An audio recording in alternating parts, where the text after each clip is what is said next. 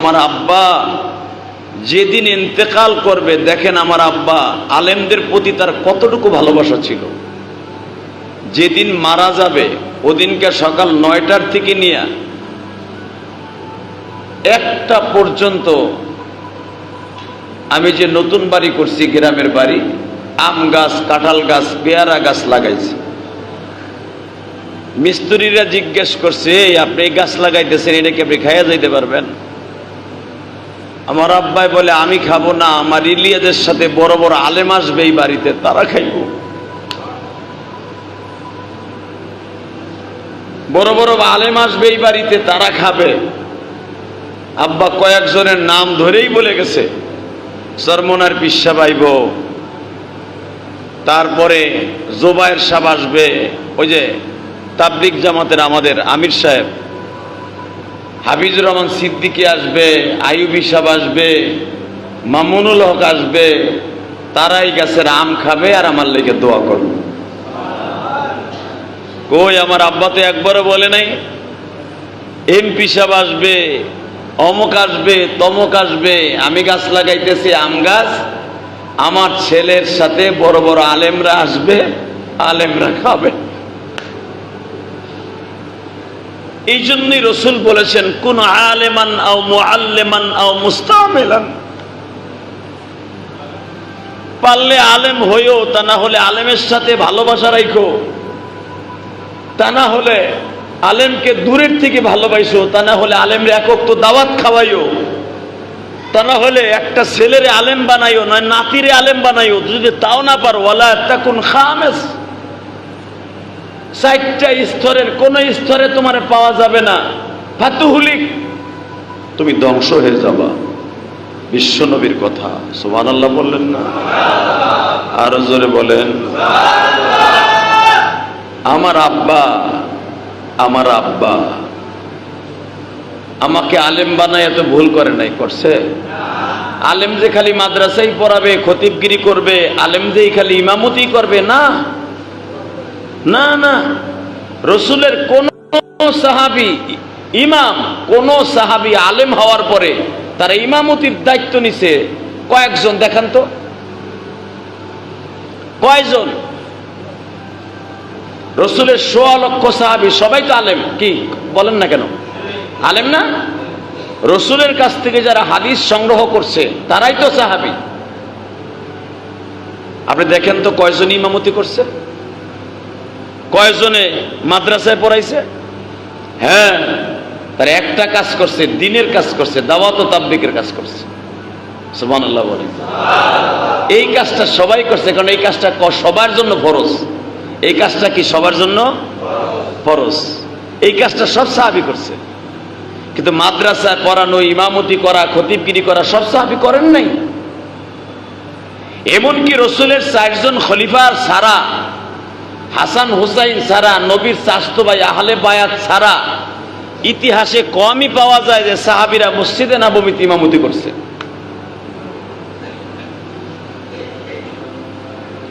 আল্লাহ আল্লাহ। আপনি আলেম হবেন, রসুল আলেম হইতে বলেছেন, আলেম হইয়া আপনি ব্যাংকে চাকরি করবেন। আলহামদুলিল্লাহ বলেন। সুদবিহীন ব্যাংকে চাকরি করবেন। কারণ আলেম যদি ব্যাংকে চাকরি করে, ওই ব্যাংকে সুদ থাকতে পারে না। এই জন্য ব্যাংকেও চাকরি করার দরকার আছে, আছে না নাই? আলেম খেতে খামারে কাজ করবে, আলেম অটো গাড়ি চালাবে, আলেম ট্রাক চালাবে, আলেম বাস চালাবে, আলেম রিক্সা চালাবে, আলেম মসজিদের খতিবগিরি করবে, আলেম মুয়াজ্জিনগিরি করবে, আলেম প্রবাস হবে। আমি এই চোখ দিয়ে দেখছি, এক রুমের ভিতরে 10 জন থাকে, তার ভিতরে একজন আলেম পড়ে গেছে। সুবহানাল্লাহ বলেন। একই কোম্পানিতে চাকরি করে, এক রুমে 10 ভাই থাকে, যে আলেম আছে সে ওই রুমের মধ্যে ইমামতি করে। তাহলে আলেম যদি প্রবাসে যায়, ইমামতি করার দরকার আছে না নাই?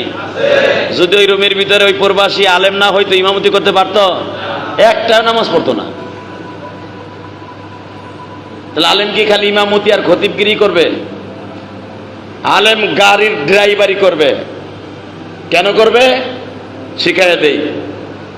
যখনই নামাজের আজান হয়ে যাবে পট করে গাড়ি ড্রাইভারি ছেড়ে দিয়ে বলবে সবাই নামাজে যাই চলেন। কে যাবে না যাবে এটা দেখার বিষয় নয়, ভাই আজান হয়ে গেছে চলেন নামাজ পড়ে আসি। যদি এই লোকটা মদখোর হয় আর 40 জন যাত্রীর ভিতরে 39 জনই নামাজি হয় তাবলীগওয়ালা, ওই মদখোর ড্রাইভার চাইবো কইব যে আমার টিপ ধরতে হবে, নামাজ সামনে দিয়েও পড়া যাবে। কথা কন না কেন? এই জন্য আলেম ড্রাইভারি করার দরকার আছে না নাই? ট্রাক ড্রাইভার হবে আলেম, ট্রাক ড্রাইভার, ট্রাক চালাবে আলেম। নামাজের টাইম হবে সাথে সাথে আজানের সাথে সাথে নামাজ পড়বে তার কর্মচারী নিয়া। কথা বলেন? এই মোবাইল বন্ধ করো।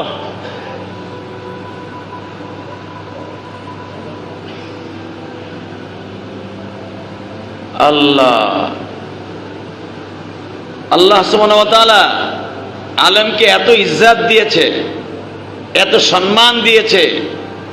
একটা অটো রিক্সাওয়ালা, রিক্সা চালাবে, অটো রিক্সাওয়ালা দেখবেন অনেক সরমনের মুরিদ আছে, অনেক তাবলীগওয়ালা আছে, মাথায় সাদা পাগড়ি, সবুজ পাগড়ি। আজান পড়ার সাথে সাথে সব যাত্রী বাদ আগে নামাজ পড়ে আসে। কথা বলেন? আছে না? তাহলে আলেম কি শুধু এক জায়গায় থাকবে না সব জায়গায় থাকবে? আমার বিশ্ব নবী বলেছেন, সাহাবীরা রে, কোন আলেমান, যদি পারো আলেম হইও, আও মুস্তামিলান, যদি পারো একটা ছেলেরে আলেম বানাইও, যদি তাও না পারো একটা নাতিরে আলেম বানাইও, যদি তাও না পারো মেয়েটারে আলেম বানাইও। ছেলে কথা শুনে না, মেয়েরে বানাইও, মেয়ে পারো নাই মেয়ের ঘরের নাতিটারে বানাইও, তাও পারলা না মেয়েটারে অথবা নাতিটারে আলেমের কাছে বিবাহ দিও গো, তাও পারলা না, শুনিয়াল আও মুহিব্বান।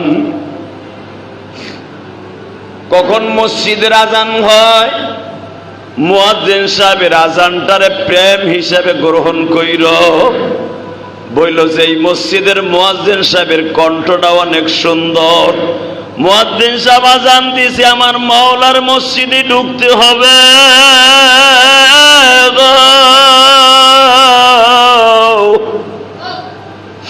কার লাগিয়া বাদসি সুখে,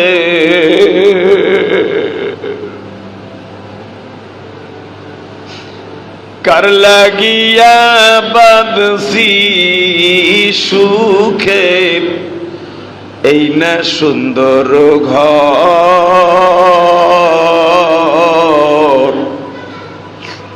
সব সারিয়া চইলা যাব অন্ধকার কবর।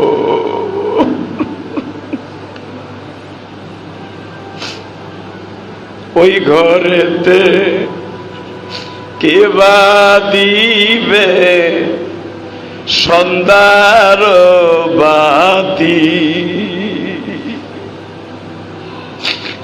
ওই ঘরেতে কে শুনাবে আল্লাহর বাণী।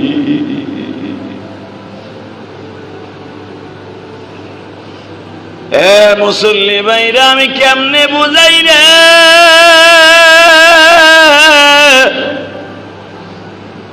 কিভাবে বুঝাইলে আপনারা বুঝবেন তাও আমি জানি না।